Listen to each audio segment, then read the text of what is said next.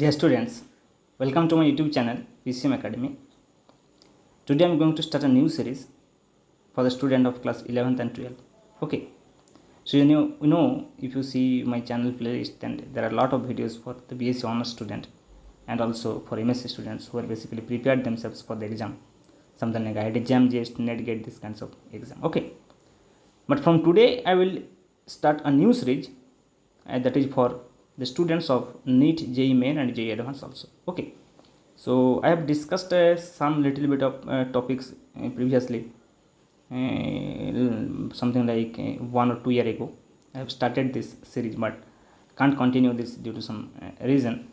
But now I will continue this series also for the students of Neet, JEE Main and JEE Advanced. Okay, and if you see the playlist, you can see the solution of AC Verma book is also going on. Okay, so it will also be available very soon, and some topics are already, some problems are already solved. I have started with that solution series from Newton's law. Okay, so you can go to the playlist and see that also, and some old videos are also there, conceptual videos are also there for Newton's something like Newton's law of friction, circular motion, this mechanics video are also there. But now I want to start freshly, okay, this series, and from the very beginning.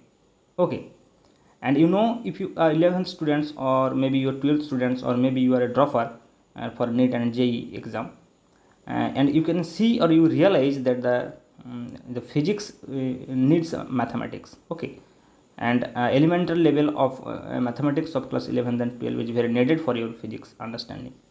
So today actually we are going to start at that kind of basic mathematical tool, you can say, and that is obviously a very important mathematical tool. Other than if you talk about the calculus, also the calculus is also very useful, but without vector you can't imagine physics. Okay, so obviously we have to discuss vector first. Okay, so after discussing the vector, that I want to take this vector as a mathematical tool. Okay, and after finishing this topic, we will move to the one-dimensional motion, and when we will talk about one-dimensional motion, and on that section we will discuss about basic calculus also, that is integration and derivatives, and the other mathematics that you should know, that is up to class 10, and some elementary algebra, something like logarithm, quadratic equation, that kinds of thing I think you know.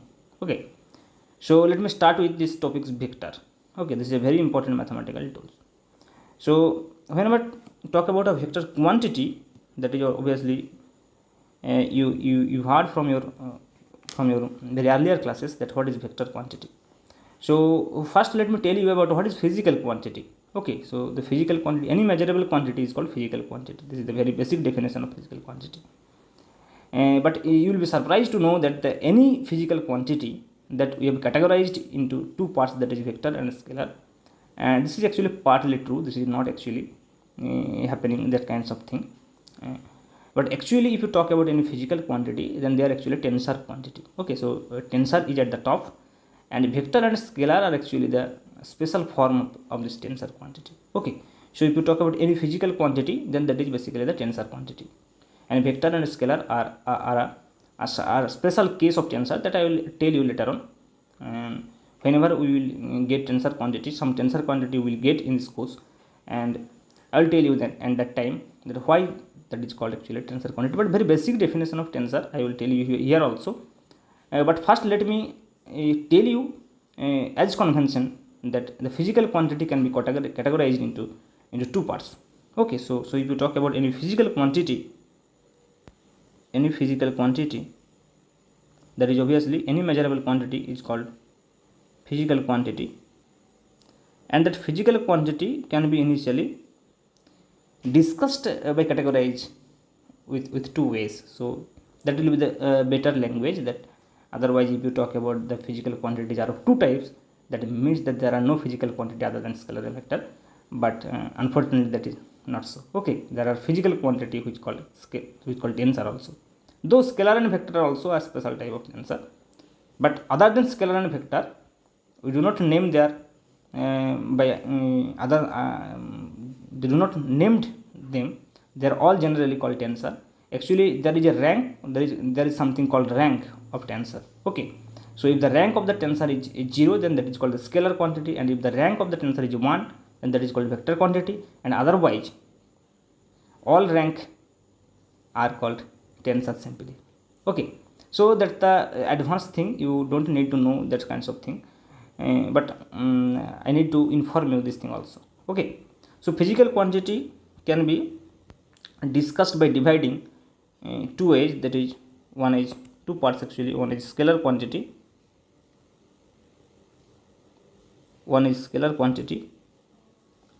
and another is vector quantity. Now if you talk about scalar quantity, then this is just a number. Scalar quantity is just a number, you can say 3, 4, 5, this kind of just a number with some unit. Okay, and it has no actually direction, so it is only magnitude, so it has only magnitude, no direction. Okay, and if you talk about some scalar quantity, you can talk about the mass, length, okay, distance, the same kinds of thing, distance, this kinds of thing. Okay, but if you talk about vector quantity, so with the magnitude it have direction also, so it is magnitude, obviously magnitude, it is direction also, but these two are not sufficient condition. These are necessary, that a vector quantity has magnitude and direction also, but this is not the sufficient condition. Okay, this is necessary condition, but this is not sufficient. For example, if you talk about electric current, you might have studied this electric current in your class 10 level. So if you talk about electric current, then you know electric current has a direction, have particular direction. So what is the direction of electric current? If the electron are flowing through left to right, then the direction of current will be opposite to this. So this is basically the opposite to the movement of electron. So there is a certain direction of I, electric current I, but it is a scalar quantity. So you will be surprised to know that this is scalar quantity. So that means a physical quantity which have both magnitude and direction, but it is a scalar quantity.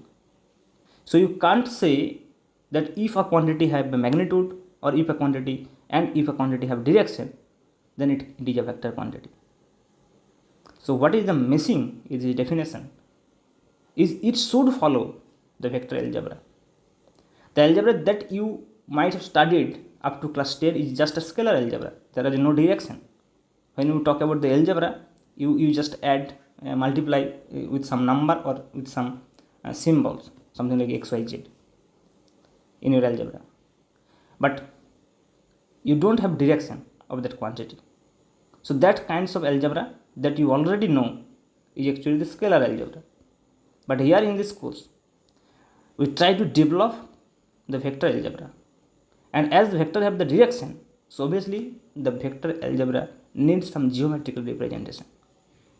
So with the geometrical representation, and that you know up to your class 10, that is the scalar algebra, together will form a special kind of algebra called vector algebra that we will discuss. So any vector quantity should follow that vector algebra. So obviously with magnitude and direction, a vector quantity must follow the vector algebra.